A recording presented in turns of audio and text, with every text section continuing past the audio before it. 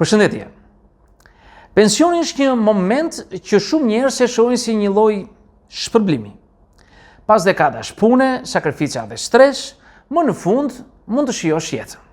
Por realiteti psikologjik tregon se për shumë njerëz të cilët dalin në pension, kjo pritshmëri nuk shkon sipas planeve.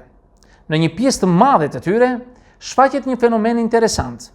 Heqin dorë nga shumë dëshira dhe kalojnë në një pritje të heshtur. Po pse ndodh kjo? E para, pensioni si kalim nga aktiviteti në pasivitet.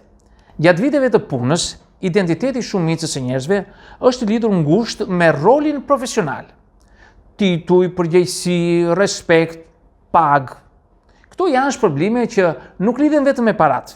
Kur dikush largohet nga puna, humbet një pjesë të identitetit të tij dhe me të shumë dëshira që lidhen me aktivitetet, statusin dhe prestigji ç'bëhet.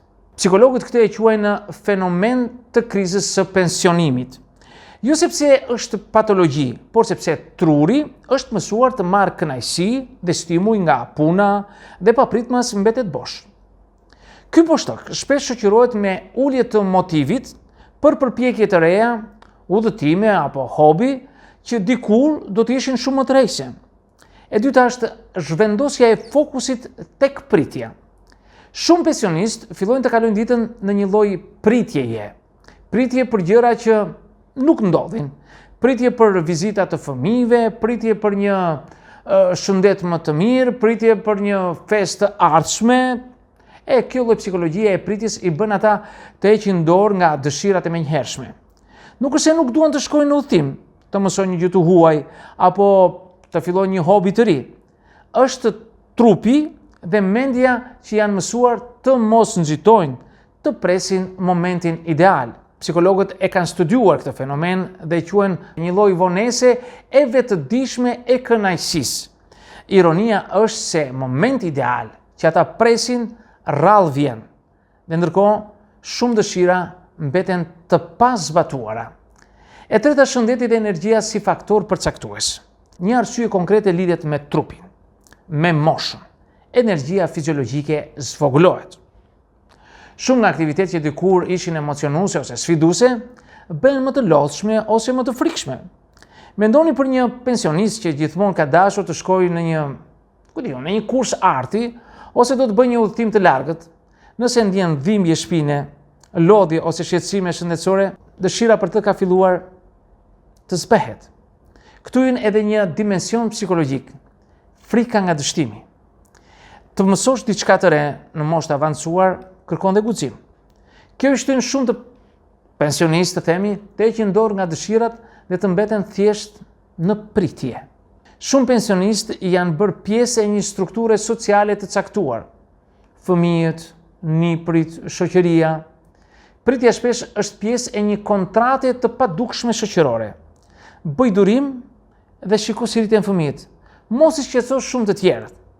Kjo krijon ndjesinë se dëshirat personale janë të parandësishme ose janë luks, dhe pjesa më e madhe e energjisë kërkon për të mbajtur ekuilibrin social, jo për të ndjekur kënaqësinë personale.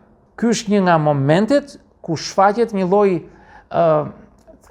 vetë sakrifice e pensionistëve, i dukshëm sidomos te gratë. Ato shpesh hiqen nga aktivitetet që i bëjnë të ndihen të gjalla për të dhënë hapësirë fëmijëve ose bashkëshortit vet. E pesta, përvoja dhe rritja e tolerancës ndaj mungesës. Ironikisht, pjesë e këtij procesi është se heqim dorë dhe kjo lidhet me pjekurinë psikologjike.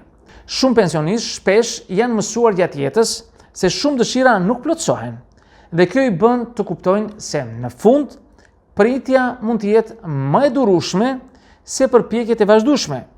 Kjo nuk është fatalizëm, por një formë e inteligjencës emocionale. Shumë dëshira nuk janë jetike dhe heqja dorë nga ato të voglat ruan energji për ato që kanë rëndësi me të vërtet. Ky proces ka dhe anën e tij pozitive. Pensionisti mëson të zgjedh, të përqendrohet te çfarë është e rëndësishme dhe të mos stresoj veten dhe të tjerët me gjëra të parëndësishme. E gjashta, shkenca e kënaqësisë dhe e neurotransmetuesve. Nga këndvështrimi neuropsikologjik, Pensioni sjell ndryshime në nivelet e dopaminës dhe serotoninës.